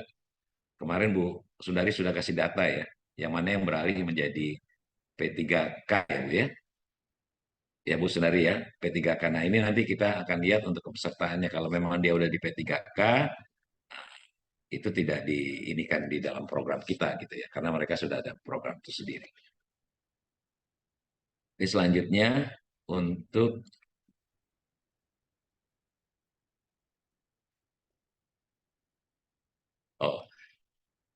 dari SKIPM Palembang. Bagaimana caranya agar BPJS mengcover semua antara BPJS Kesehatan dan BPJS Ketenagakerjaan dan BPJS Kesehatan. Ya, kalau program itu tadi saya bilang, kalau program itu kan ada dua ya, BPJS Kesehatan dan BPJS Ketenagakerjaan. Ini satu kesatuan yang harus dijalankan kalau mau dua-duanya tercover gitu ya. Jadi untuk perlindungan ini tentu langkah-langkah ini dibagi oleh pemerintah, bahwa pengelolaannya untuk BPJS Kesehatan dikelola oleh untuk kesehatan dikelola oleh BPJS Kesehatan, dan untuk jaminan kecelakaan kerja dan kematian dikelola oleh BPJS Ketenagakerjaan. Nah, ini untuk mengcover semuanya, kalau diikut sertakan kedua-duanya tentu akan mengcover semuanya gitu. Selanjutnya, izin, saya kemarin sudah mendaftar tapi belum melakukan pembayaran. Sudah terdapat atau belum? Nah, ini perlu kami cek ini Pak Agus. Ini pendaftarannya Pak Agus, pendaftaran BPJS Ketenagakerjaan, apakah sudah terdaftar di tempat kita atau belum? Nah, ini tentu data tersebut ada juga di Ibu Sundari mungkin ya. Pak Agus ini dari mana yang bisa sudah terdaftar di dalam program kita. Selanjutnya, Bu Sundari, monggo, silakan. Baik, Pak. Terima kasih untuk penjelasannya. Kami rasa sudah bisa menjawab dari pertanyaan Bapak Ibu. Namun ini masih ada dari Pak Revando. Ini bertanya, untuk kepesertaan BPJS bagi ASN P3K yang nantinya telah habis masa kontraknya, apakah pengajuan penghentian kepesertaan BPJS diajukan unit kerja ASN yang bersangkutan ataukah sudah secara otomatis dihentikan kepesertaan BPJS-nya dari pihak BPJS? Yang pertama. Yang kedua dari BKKPN Kupang. Saya sudah terdaftar secara mandiri. Jika didaftarkan dari KKP, apakah saya bisa menonaktifkan yang mandiri? Ataukah tetap membayar secara mandiri juga? Dua pertanyaan ini Bapak mohon untuk dijelaskan. Terima kasih. Terima kasih Bu Sundari. Yang dari Pak Revando Burhan terkait kepesertaan, Bu. Kepesertaan itu terdaftar atau tidak terdaftar lagi, tentu kami perlu mendapatkan laporan dari pemberi kerja. Pemberi kerja dalam hal ini KKP, ketika seseorang itu tidak terdaftar, harus dilaporkan bahwa itu tidak terdaftar, karena tidak serta-merta dalam satu bagian tersebut, dalam satu satuan kerja tersebut, tidak terdaftar semua. Jadi kalau satu yang nggak terdaftar dilaporkan, satu itu nggak terdaftar lagi telah menjadi P3K. Jadi itu perlu kami menerima laporan dari pemberi kerja ya, untuk melaporkan ke kita agar kita nonaktifkan. Jadi tidak otomatis nonaktif. Jadi kami tunggu laporan dari Satker untuk memberikan informasi itu.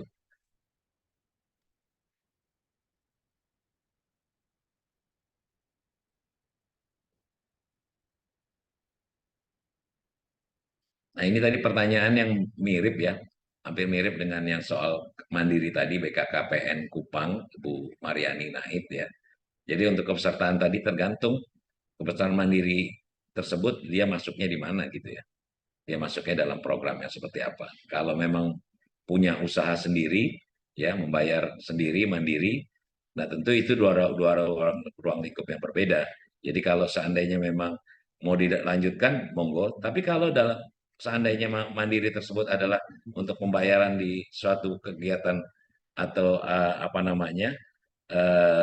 pekerjaan, tentu yang satunya bisa dinonaktifkan, gitu ya. Karena ini sudah dalam proses untuk di dalam penganggaran di KKP. Mungkin itu Bu Sundari. Baik, terima kasih Pak Imam. Ya, kami menambahkan memang di sini mungkin karena kita seperti yang kami sampaikan pegawai non PNS atau ASN ini kan ada beberapa yang memang sedang berproses untuk beralih ataupun diterima di ASN dalam hal ini di P3K. Tentunya ini nanti ada mekanisme tersendiri di saat kita mengidentifikasi dari unit kerja pengelola kepegawaian nanti bisa menyampaikan karena sebagai tindak lanjut hari ini kami akan melanjutkan dengan berkoordinasi di masing-masing pengelola kepegawaian di lingkup eselon 1. Tentunya nanti biar efektif unit kerja di UPT di bawah eselon 1 bisa berkoordinasi dengan ses Dijen atau ses badan dan khusus untuk Ijen memang tidak ada UPT dan bisa langsung nanti kita berkoordinasi untuk tindak lanjutnya setelah besok ada pertemuan juga ya Pak.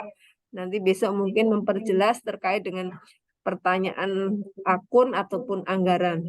Namun demikian, beberapa substansi terkait dengan mekanisme dan berapa yang harus kita bayarkan dan berapa yang menjadi kewajiban pemberi kerja ataupun tenaga kerja itu sendiri tadi sudah jelas disampaikan. Sebelum ke chat, kami ada tadi yang Bu Nadia ya. Bu Nadia akan bertanya secara langsung. Silahkan. Ya, selamat siang. Saya Nadia Deroren. Izin Bu terkait ini, teman saya kan sudah diterima dari PPNPN ke P3K dan di Roren sendiri sudah terdaftar di tahun 2012. Nah, di sini kan untuk PPNPN kan masuknya ke BPU ya Bu. Nah, ini terkait teman saya yang sudah terdaftar di BPU ini diterima di P3K, apakah nantinya tetap di BPU atau di PU ya Bu? Sekian itu aja Bu. Terima Baik, kasih. terima kasih Mbak Nadia. Selanjutnya dari Mas Fatur tadi mau bertanya.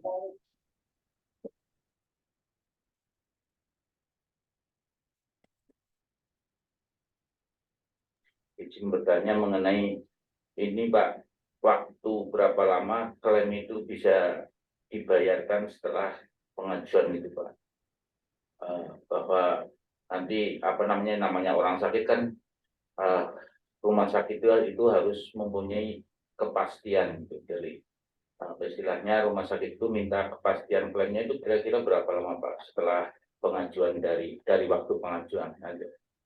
Itu aja Pak, makasih. Baik, terima kasih Mas Fatur tadi dari Mbak Nadia dan juga dari Mas Fatur. Mungkin yang Mas Fatur itu yang dimaksud kalau seandainya terjadi kecelakaan ya, kecelakaan kerja ya Mas, sehingga masuk rumah sakit seperti itu ya Mas. Karena ini BPJS-nya kan terkait BPJS Ketenagakerjaan. Mungkin klaim terkait dengan apabila terjadi kecelakaan kerja gitu ya Mas Fatur ya. Baik, Pak Imam ataupun Bu Diah, silahkan. Baik, alhamdulillah nih Bu, Pak Rudi tadi sempat keluar, sekarang bergabung lagi Bu, karena memang jadwalnya jadi molor. Oh baik, ya Pak silahkan Rudi, ya Pak Rudi. selamat datang Pak Rudi. Apa namanya untuk ya Pak Rudi, tadi ada beberapa pertanyaan Pak yang disampaikan oleh teman-teman mengenai akun Pak. Mungkin Pak Rudi bisa menambahkan untuk akun BPJS Ketenagakerjaan.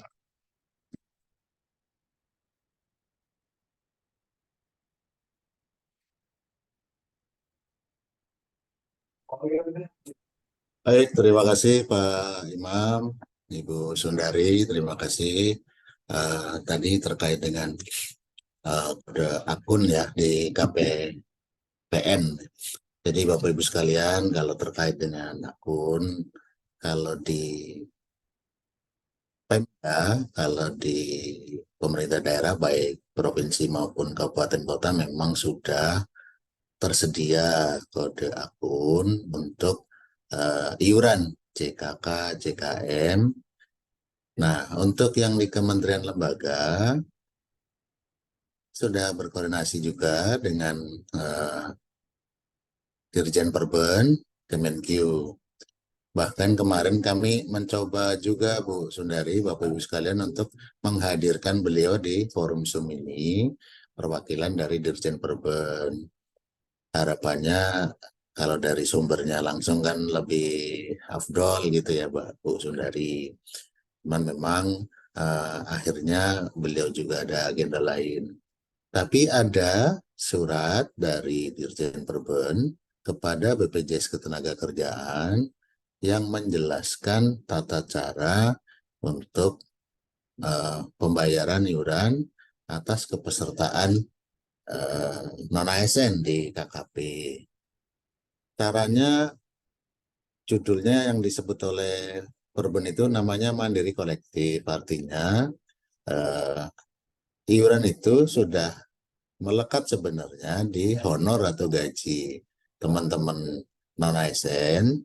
Nah, pada saatnya dilakukan pembayaran gaji oleh pihak keuangan, nanti ada kerjasama juga dengan perbankan payroll-nya yang dikerjasamakan oleh bendahara, payroll-nya di bank apa, potongan di bank untuk sejumlah iuran BPJS Ketenagakerjaan.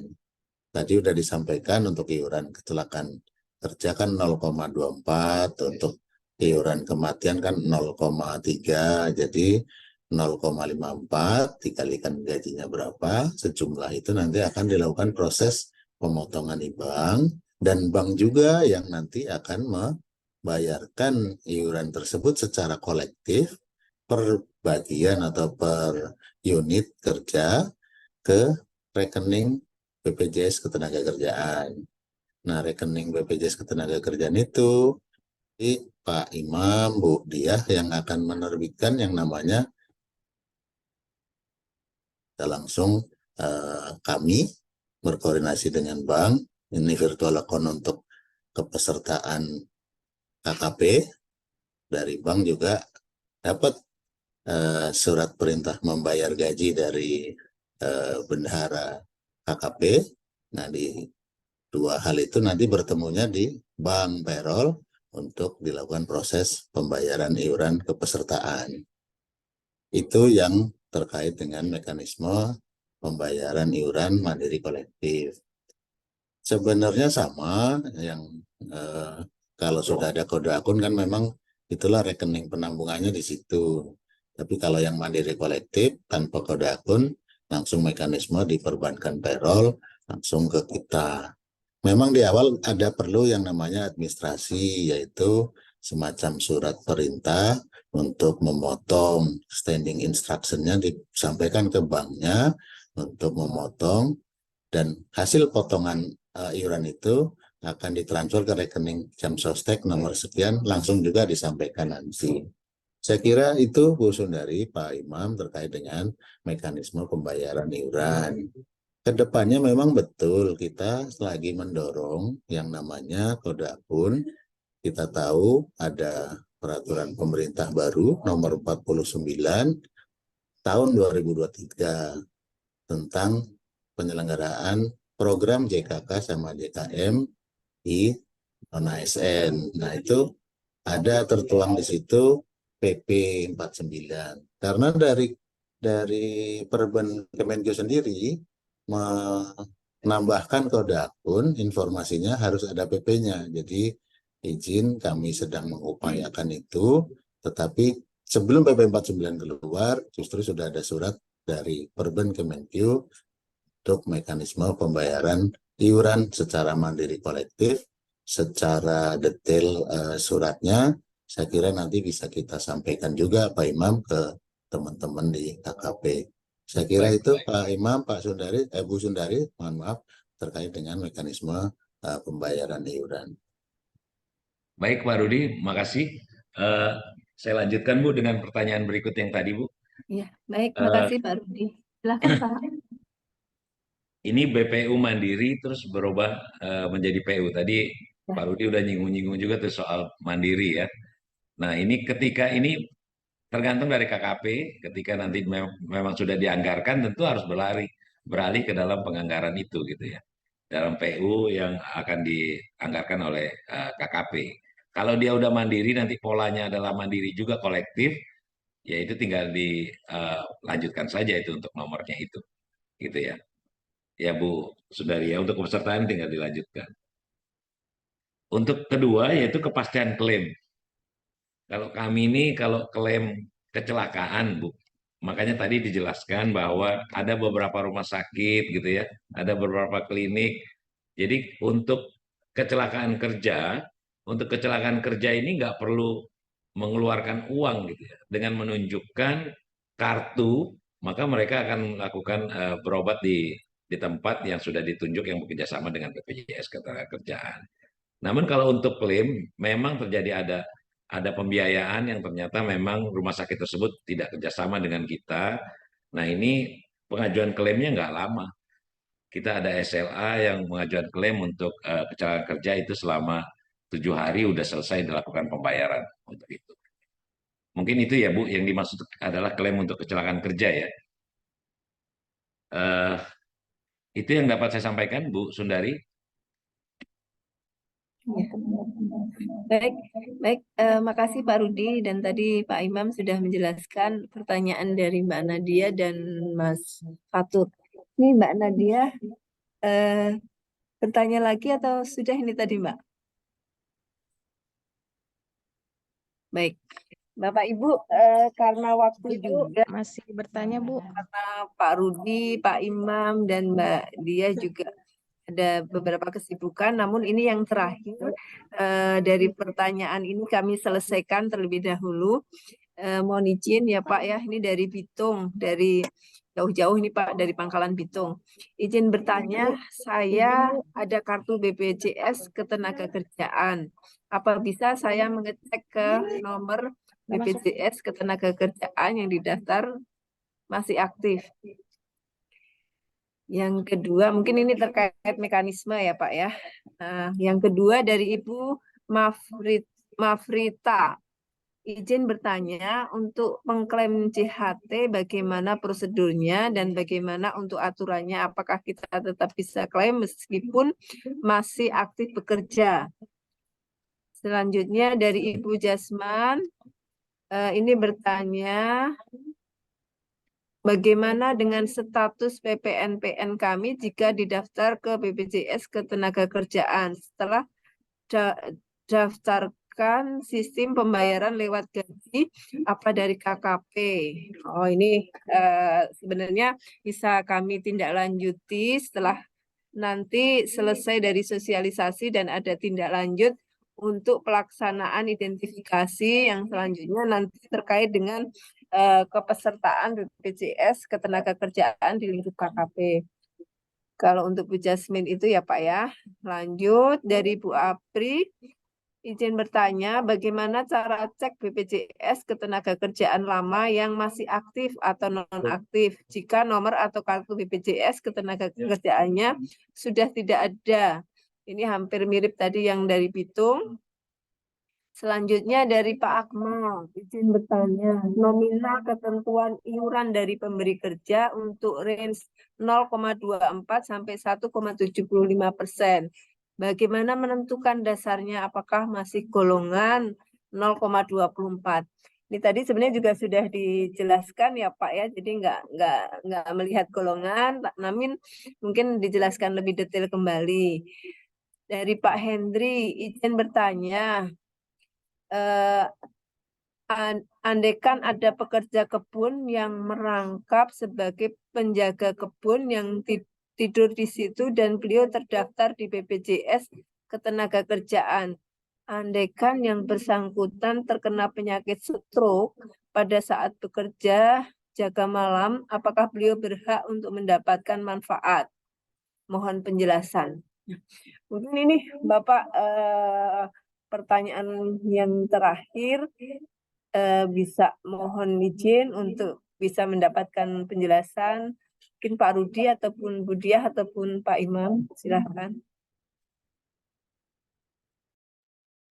Ya, baik Bu Sundari, izin menjawab untuk yang dari Pangkalan Bitung ya Bu. Ada kartu BPJS Ketenagakerjaan, apa bisa saya mengecek apakah nomor BPJS Ketenagakerjaan yang didaftarkan masih aktif? Nah, ini kami memang harus mengecek dulu Bapak atau Ibu nih untuk apakah status kepesertaan masih aktif. Nah, di materi itu ada kontak saya Bapak Ibu ya. Jadi misalkan Bapak Ibu punya kartu, kemudian ingin mengecek apakah statusnya masih aktif atau tidak, bisa langsung menghubungi kami di BPJS Ketenagakerjaan Jakarta Mampang. Kemudian lanjut ya Bu Sundari, izin bertanya apakah pengklaiman JHT bagaimana prosedurnya dan bagaimana untuk aturannya, apakah kita tetap bisa klaim meskipun masih aktif bekerja? Esensinya jaminan hari tua itu memang diperuntukkan pada saat usianya memasuki usia pensiun. Jadi apabila tenaga kerja sudah memasuki usia 56 tahun itu bisa mendapatkan jaminan hari tua. Tapi kalau masih aktif, apakah bisa mendapatkan jaminan hari tua? Tadi sudah dijelaskan bahwa untuk JHT memang ada dua skema. Jadi bisa diambil nanti pada saat di hari tua ataupun bisa diambil sebagian pada saat peserta masih aktif. Jadi bisa diambil sebagian, yaitu 10% itu untuk konsumsi atau uang tunai nanti didapatnya, ataupun untuk keperluan perumahan itu 30%. Gitu ya, Ibu Mai Frita. Kemudian Pak Jasman ya, Bu Sundari ya. Bagaimana dengan status PPN-PM kami jika didaftarkan ke BPJS Ketenagakerjaan setelah didaftarkan sistem pembayaran? Oh, ini sudah dijawab sama oleh Bu Sundari, maaf. Kemudian Pak Apri, bagaimana cara cek BPJS Ketenagakerjaan? Ini sama ya dengan yang tadi Pangkalan Bitung. Bapak Ibu di materi sudah ada kontak BPJS Ketenagakerjaan Jakarta Mampang, bisa Bapak Ibu kalau mau ngecek ya, punya kartu, kemudian mau ngecek apakah status kepesertaan Bapak Ibu masih aktif atau tidak, bisa kontak kami.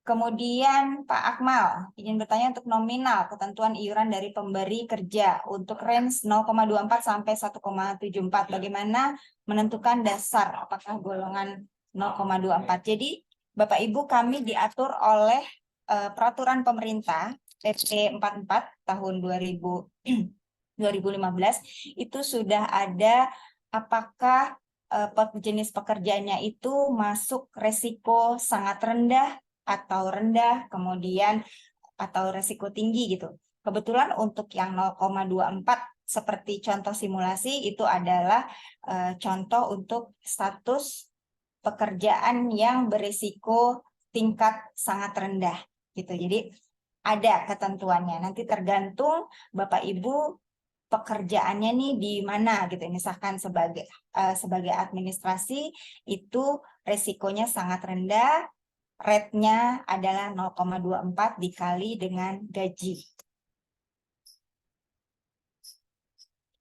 Kemudian ini Pak Hendri, PPN Sungai Liat. Andaikan ada pekerja kebun yang merangkap sebagai penjaga kebun yang tidur di situ dan beliau terdaftar di BPJS Ketenagakerjaan. Andaikan yang bersangkutan terkena penyakit stroke pada saat bekerja jaga malam, apakah beliau berhak untuk mendapatkan manfaat dari klaim asuransi yang diikuti?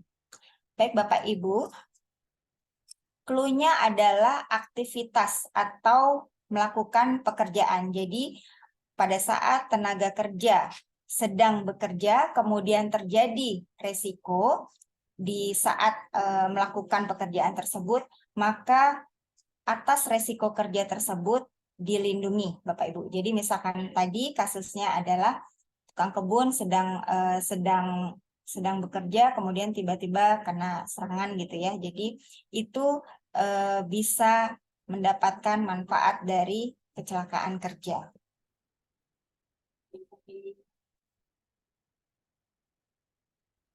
Kemudian dari Bu Ingrid, jika sudah terdaftar BPJS Ketenagakerjaan dengan 3 program JHT, JKK, dan JKM, apakah bisa menambahkan 2 program lagi, jaminan pensiun dan jaminan kehilangan pekerjaan? Lalu bagaimana dengan iurannya setiap bulan?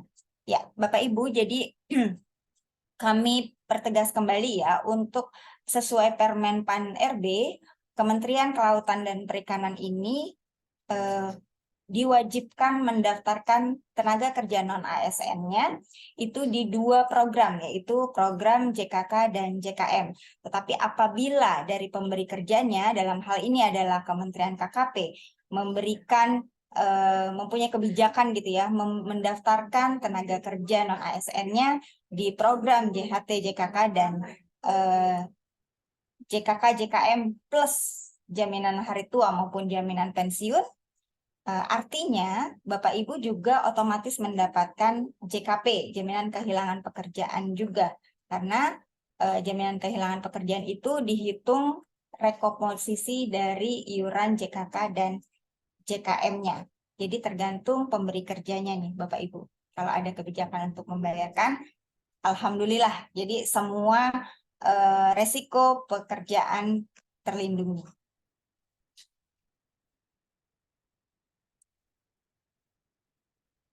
Kemudian, sudah ya Bu Sundari? Lalu pertanyaan kedua. Iya, Oh, ada lagi. yang terakhir Lanjut paling ya. ini ada dari Pak Rusmin ya, apakah bisa mendaftar di BPJS Kesehatan dan BPJS Ketenagakerjaan? Yang terakhir itu, Bu. Ya, baik Pak Rusmin, apakah boleh tidak peserta BPJS Kesehatan juga mendaftarkan? Nah, Pak Rusmin, 2 BPJS ini adalah program wajib dari pemerintah. Jadi memang BPJS Kesehatan harus didaftar, BPJS Ketenagakerjaan juga harus didaftarkan, Bapak. Jadi alhamdulillah apabila dianggarkan seperti tadi Pak Rudi bilang, KKP memastikan, menganggarkan, dan mendaftarkan tenaga kerja non ASN di lingkungan Kementerian Kelautan dan Perikanan. Demikian Bu Sundari. Terima kasih. Terima kasih Mbak Diah untuk penjelasannya. Mohon izin Bapak Ibu yang kami hormati, Pak Rudi, Pak Imam, Mbak Diah, dan tim, juga Bapak Ibu baik dari pusat maupun UPT yang sudah mengikuti awal hingga akhir. Karena waktu sudah jam 10.55 dan kami mungkin jam 11 ada agenda lain, dan kami yakin mungkin Pak Rudi, Pak Imam, Bu Diah juga ada agenda yang lain. Sebenarnya ini sangat menarik, kita bisa diskusi di lain waktu, atau tadi Bu Diah menyampaikan kalau memang dari Bapak Ibu menemukan kesulitan atau ada pertanyaan-pertanyaan terkait dengan substansi BPJS Ketenagakerjaan, bisa menghubungi di nomor yang tadi sudah ada di materi, dan materi kita sudah kirim kembali.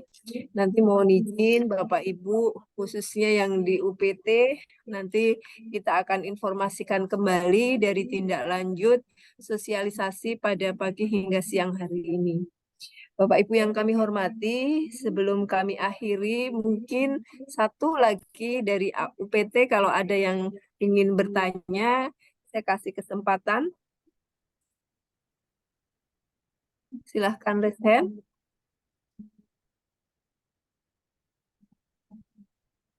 Mbak Nadia tadi udah.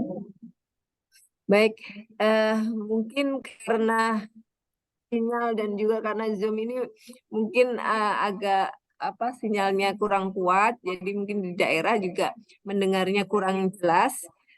Baik Bapak Ibu yang kami hormati, izin Bu. Mana? Halo. Oh iya, Bu Nadia. Iya Bu. Oh Maaf, silakan. tapi yang terkait teman saya yang di BPU, kan Iroren itu kan sudah melaksanakan dan mengikuti keanggotaan BPJS Ketenagakerjaan di tahun 2012. Nah, kebetulan teman saya 2 orang itu kan sudah terdaftar di BPU. Ketika diangkat menjadi P3K, apakah BPJS Ketenagakerjaan ini tetap BPU atau bagaimana, Ibu? Seperti misalnya BPJS Kesehatan itu kan dia kan ada kode mutasi tuh. Entah dia pindah kerja atau diangkat menjadi ASN. Nah, untuk BPJS Ketenagakerjaan ini tuh bagaimana ya, Bu? Kalau sudah terdaftar di satu SPIP BPU, nanti kebetulannya gimana, Bu, untuk 2 teman saya ini, Bu? Oh ya, baik, baik Mbak Nadia. Jadi Pak Imam tadi sudah menjawab dari Mbak Nadia sebenarnya untuk teman Mbak Nadia yang sudah diterima di P3K ya Mas. Ya Mbak, maaf. Jadi BPJS nanti kan akan berpindah hanya menjadi BPJS Kesehatan. Untuk yang lingkup KKP ini memang untuk ASN ini sementara ini kan sudah terdaftar difasilitasi dengan BPJS Kesehatan. Nah, untuk BPJS Ketenagakerjaan karena sudah mandiri mendaftar, tadi kalau nggak salah mohon nanti diluruskan Pak Imam tadi sebenarnya masih bisa dilanjutkan gitu ya Pak ya? Masuk dilanjutkan ini. Kalau kepesertaan, tadi saya jelaskan kalau pesertaannya BPU tentu nggak bisa masuk ke PU. Jadi ini 2 kepesertaan berbeda. Jadi Ya. ketika nanti sudah di dalam penganggaran, tentu ini menjadi penerima upah yang dianggarkan oleh KKP. Pesertaan BPU-nya tergantung apa. Kalau memang satu pekerjaannya adalah sama, kemarin ikut BPU dalam program yang pekerjaannya adalah ruang lingkupnya di KKP. Nah, ini BPU-nya kita. Jadi Ibu masuk di dalam program untuk yang PU saja, untuk 2 teman itu. Berarti masih masuk dalam satu kode bayar di SPIP ya Pak, untuk yang 2 teman saya ini ya? Nah, nanti itu kebijakannya di KKP seperti apa nanti, perlakuan pembayarannya seperti apa, apakah di satker masing-masing ya, untuk pendaftarannya, nanti itu dilakukan, kita melakukan pendaftaran untuk pekerja penerima upah gitu ya, jadi PU untuk penganggaran. Kecuali yang tadi katanya yang disampaikan adalah mandiri ya. Kalau Iya. mandiri itu apa namanya berbeda lagi. Ya Itu kalau Bu untuk Sundari. PU kan dia per 3 bulan bisa pembayaran ya Pak. Tergantung kita mau bayar 1 bulan, 2 bulan, atau bisa 12 bulan ya Pak. Untuk PU sendiri. Kalau BPU kan dia tiap bulannya di SPIP tuh ya Pak. Berarti untuk sementara ini sebelum dianggarkan dan menunggu kode akun bayar, berarti dalam satu SPIP aja dulu ya Pak ya? Oh ini yang BPU ini di pembayarannya melakukan apa ini? Satker kami kebetulan saya kolektif untuk pembayaran teman-teman di Roren Pak. Jadi kan tiap terima gaji kan saya tarikin terus saya bayar lewat dari gaji. pembayaran dari SPIP ya. Dan kita terdaftar pakai satu Satker Biro Perencanaan Pak, bukan per mandiri per orang satu KTP. Lewat SPIP itu Pak. Izin mungkin Pak Imam, yang dimaksud mandiri Ibu Nadia itu mandiri kolektif. Langsung Kolektif mendaftar lewat secara inisiatif sendiri sebelum kita sosialisasi ini gitu ya Bu Nadia maksudnya ya? Ya, nah, kebetulan Roren itu kan sudah berjalan di tahun 2012, tapi namanya PIC-nya Tapi kepesertanya PU Pak Imam ya, tinggal dilanjutkan aja mungkin Bu Nadia karena kepesertanya sama. Narasi mandiri ini maksudnya inisiatif sendiri, kemarin sudah mendaftar terlebih dahulu gitu ya Bu Nadia ya? Melalui Satker iya Pak. Iya. Tinggal dilanjut. 59. Iya. Makasih Bu, makasih Pak Rudi masukannya. Jadi kalau memang dia sama dalam program PU juga ya tinggal dilanjutkan saja. Yang tadi saya sampaikan kalau seandainya berbeda program dari BPU ke PU, tentu ini kita harus beralih ke PU karena untuk penganggaran. Itu sih ya kalau dia memang mandirinya PU juga ya tinggal dilanjutkan dengan adanya program yang dianggarkan oleh KKP. Mungkin itu ya. Gini Pak, di SPIP itu kan ada kode bayar. Di saat saya memasukkan kode bayar di mobile mandiri itu dia tulisannya BPU Pak. Tapi beda juga dengan misalkan kalau misalnya saya daftarin mandiri, dia masuk ke PU. Nah, apakah ini untuk yang P3K ini yang baru diangkat ini masuk dalam satu SPIP yang sama atau dia pembayaran mandiri, Pak? Ini kayaknya perlu pendalaman nih Pak Imam. Izin Bu Nadia nanti ya, kawan Pak, atau silaturahmi ke sana, kita lihat data detailnya boleh ya? Boleh Pak. Iya, biar lebih clear nih. Kayaknya perlu ketemu langsung dengan Bu Nadia untuk melihat kasusnya. Di Biro Perencanaan ya Bu ya? Iya Pak, di 3A. Iya, baik Bu. Nanti kita coba cek ya Bu ya data tersebut. Baik Pak, terima kasih Pak. Terima kasih. Ya, baik. Makasih penjelasannya Pak Rudi, Pak Imam, Mbak Nadia. Tadi mungkin ada sesi khusus dan mungkin terkait dengan permasalahan yang Mbak Nadia sampaikan, ini juga ada di unit kerja yang lain. Nanti setelah ini mungkin kita akan tindak lanjut untuk berkoordinasi kembali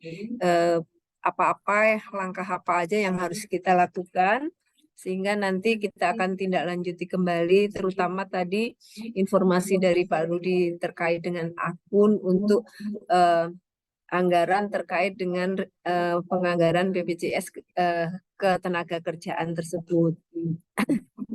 Bapak Ibu yang kami hormati, karena waktu juga Sebelumnya, terima kasih sekali lagi Pak Rudi, Pak Imam, Bu Diah, dan tim yang sudah berkenan dan meluangkan waktu untuk mensosialisasikan terkait dengan program BPJS Ketenagakerjaan. Mudah-mudahan dari sosialisasi ini kita bisa menindaklanjuti dan memberikan poin-poin masukan ke pimpinan sehingga seperti yang diharapkan Bapak Kepala Biro SDM AO, kita akan memberi perhatian kepada pegawai, khususnya ini untuk pegawai yang non ASN atau PPNPN, yang dalam hal ini sudah berkontribusi dengan KKP sehingga terkait dengan mandat dari Permen 46 tahun 2023 tersebut, minimal kita bisa memberikan untuk perlindungan terkait dengan kecelakaan ataupun kematian. Dalam hal ini sebagai pekerja atau pegawai yang telah berkontribusi di lingkung KKP. Bapak Ibu yang kami hormati, sekali lagi terima kasih banyak dan mohon izin Pak Imam, Pak Rudi, Pak Imam dan Bu Diah. Untuk tindak lanjutnya kami nanti akan berkoordinasi kembali dan mungkin kita juga masih memerlukan untuk bimbingan ataupun diskusi kembali kalau memang ditemukan beberapa permasalahan yang mungkin kita memerlukan penjelasan lebih lanjut. Kami dari Biro SDM AO sekali lagi terima kasih dan mohon maaf apabila ada hal-hal yang kurang berkenan. Akhirul kalam, wassalamualaikum warahmatullahi wabarakatuh. Terima kasih. Waalaikumsalam warahmatullahi Terima kasih. wabarakatuh. Terima Terima kasih, kasih Bu, Pak Rudi, Bapak Pak Ibu Imam, sekalian. Bapak Ibu sekalian, terima Bapak kasih. Ibu sekalian. Izin, Ler. Izin, Ler. Baik Ya, Pak, silakan. terima kasih.